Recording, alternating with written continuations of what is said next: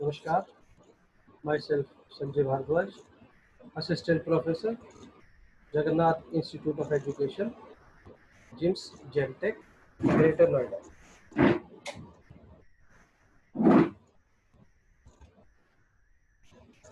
Topic is creating non-threatening learning environment, and the subject is understanding discipline and subjects.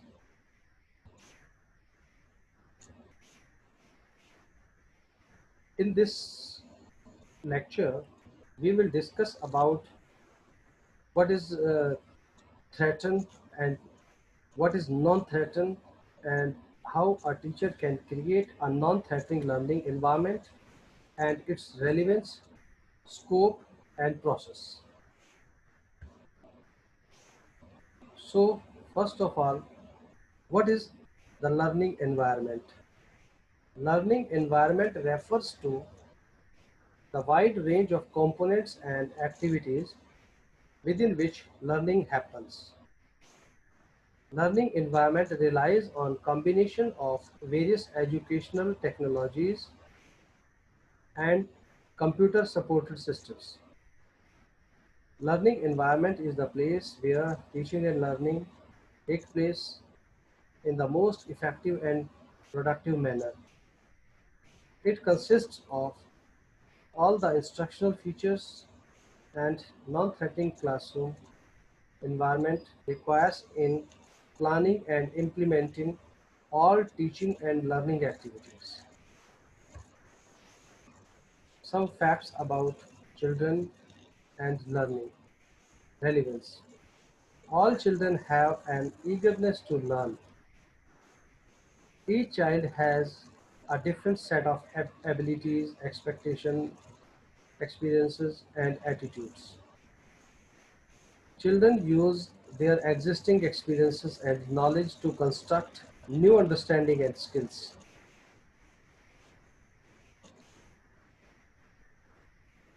The most valuable method for student learning are those that correspond to their individual developmental stages and needs. These methods cannot be uniform across the students.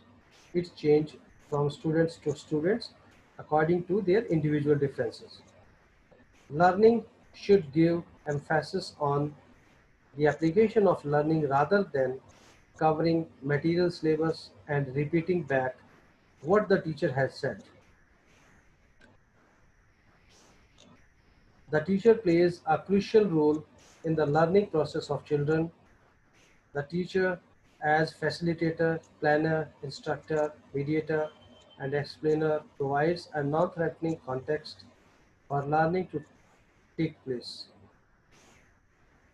Learning is a social process, and planning must be there in social context in which learning takes place.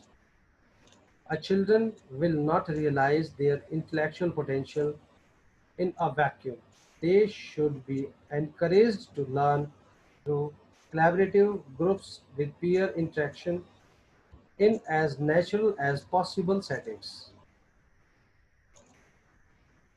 Scope of learning, uh, scope of learning in the non-threatening learning environment.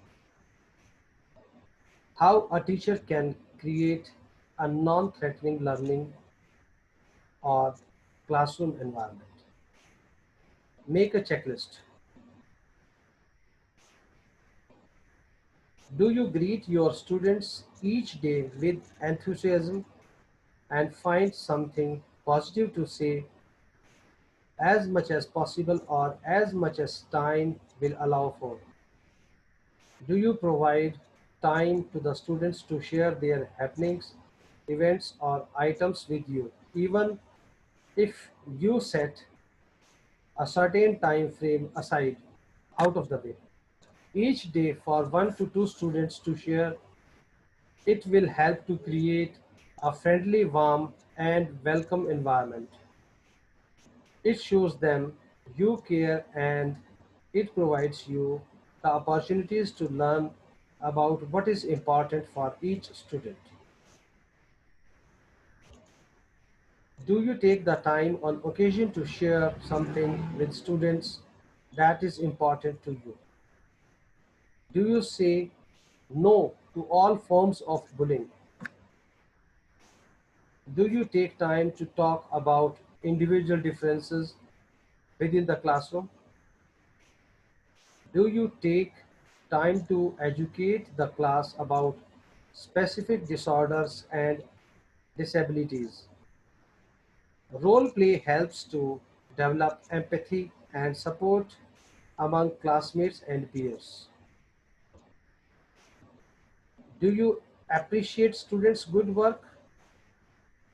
Do you give reinforcement to the students? Do you answer the questions asked by the students? Do you promote two-way respect? Obey to the golden rule.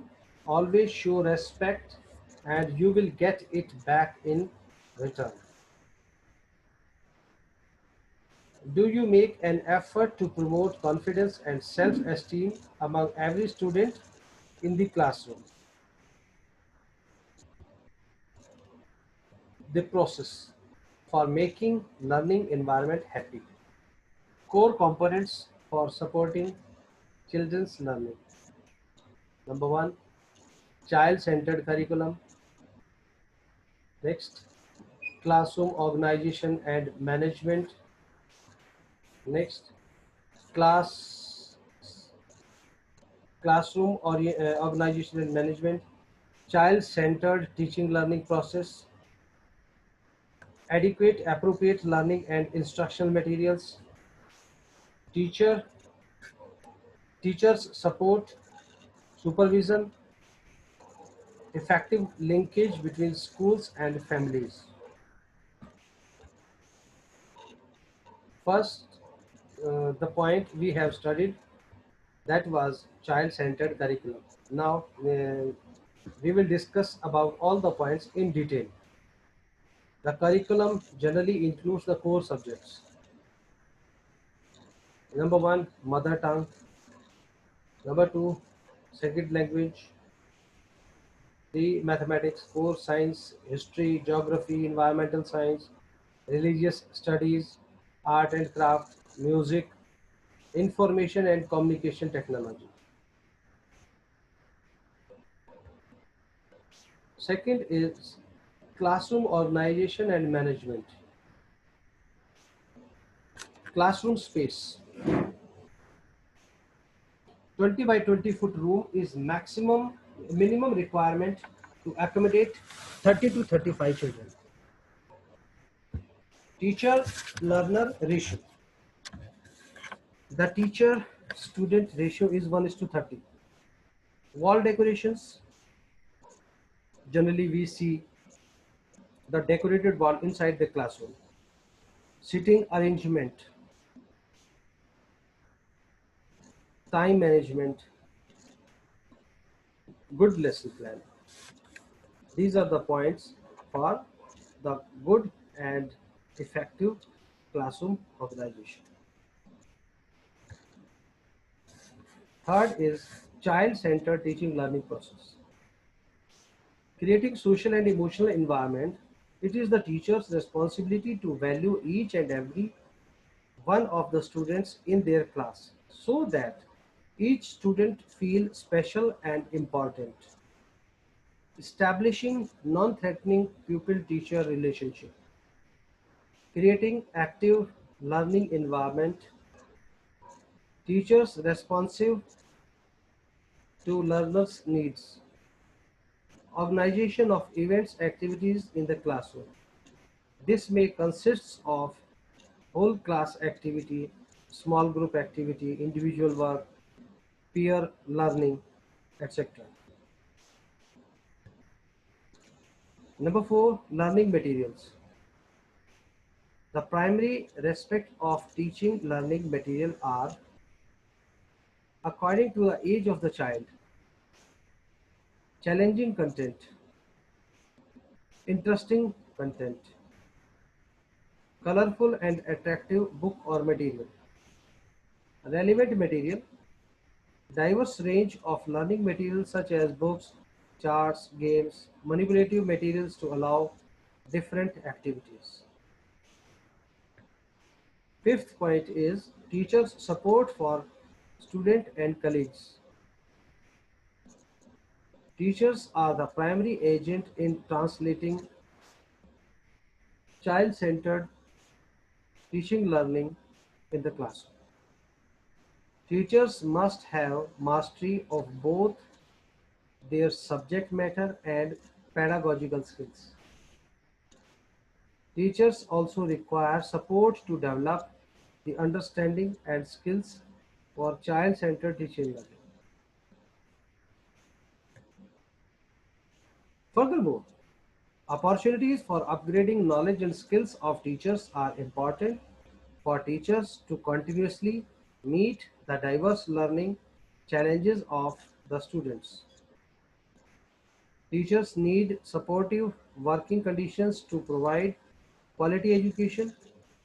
The condition of infrastructure, availability of textbooks and other learning materials, and class sizes influence teacher to maintain positive attitudes towards teaching and learning.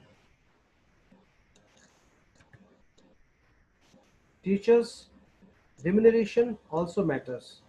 It increases motivation and are also to prevent many teachers to take up other jobs. Teachers should have the opportunity to work with colleagues to improve schools and advance knowledge and practice in their skills.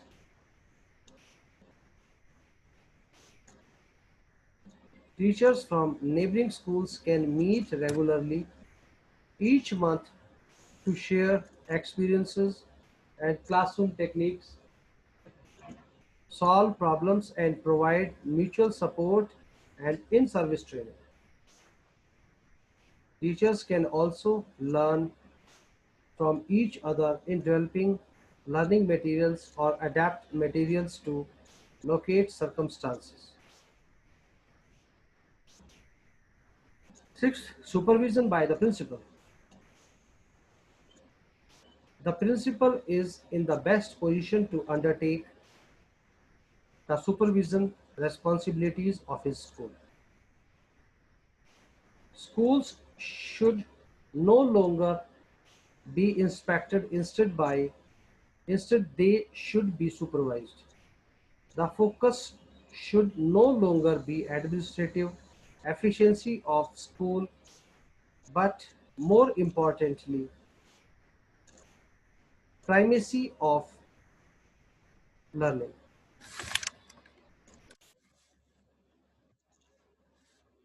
The purpose of supervision is to ensure that the defined process of teaching learning inside the classroom,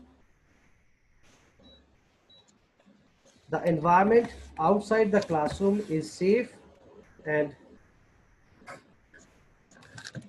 friendly, and most importantly, that each child is learning.